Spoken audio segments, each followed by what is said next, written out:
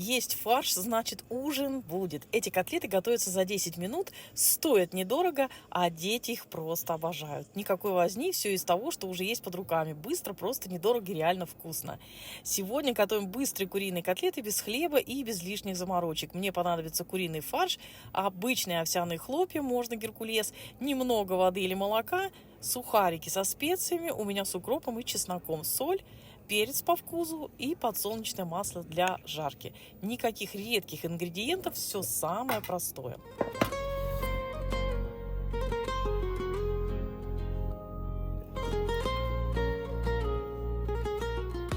В фарш я добавляю овсяные хлопья на глазок. Сегодня у меня немного, но если любите плотнее, можно положить и побольше. Дальше я добавлю совсем чуть-чуть холодной кипяченой воды, только для того, чтобы размягчить хлопья. А можно добавить молочко. И теперь нам надо все тщательно перемешать. Для удобства и гигиены можно надеть обычную полиэтиленовую перчатку. Так гораздо проще. Добавить соль по вкусу. При желании можно добавить немного черного перца. И затем я хорошо вымешиваю фарш до однородной мягкой массы.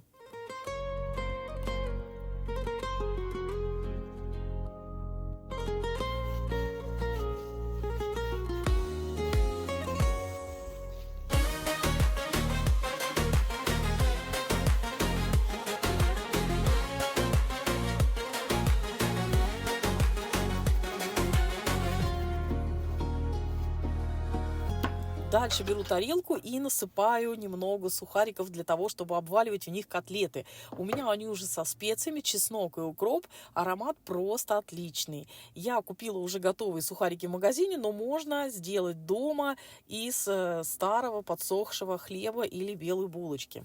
Фарш у меня готов, и пусть он пока отдохнет. Ставлю сковородку на огонь, включаю небольшой нагрев и наливаю туда подсолнечное масло. Тут важно не спешить, масло должно разогреться, но не перегреться. Все делаем аккуратно и грамотно, как говорят повара. И теперь главный лайфхак, которым я пользуюсь уже много лет. Чтобы фарш не приставал к рукам, я просто смачиваю руки холодной водой.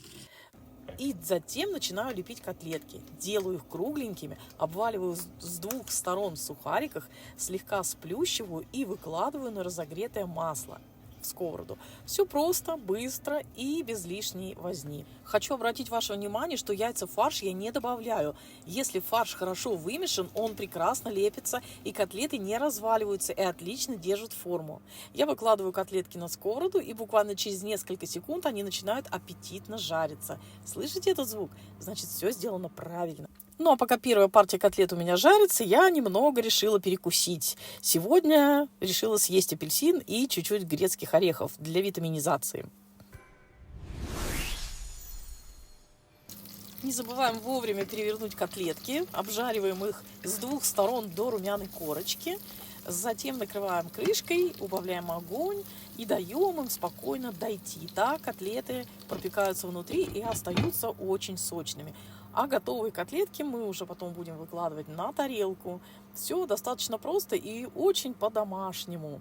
А домашние уже, чувствую запах, бегут на кухню за свежими новыми котлетами. Этим секретом со мной когда-то поделилась моя бабушка. Она всегда говорила, что главное — это хорошо вымесить фарш, и котлеты будут нежными. И еще она меня научила туда добавлять овсяные хлопья.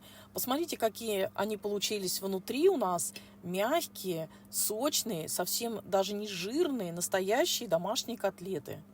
Их можно просто обжарить на сковороде, а можно сделать еще более диетический вариант. Так я тоже делала, особенно когда дети были маленькие. Слегка обжаривала с двух сторон на сковороде, выкладывала на противень, добавляла немного воды, смазывала сметаной и запекала в духовке. Получается очень вкусно и диетично. Здоровая, вкусная еда. А к этим котлетам я отвариваю рис, также отвариваю цветную капусту, ну и буду делать салат из свежей помидорки с зеленью.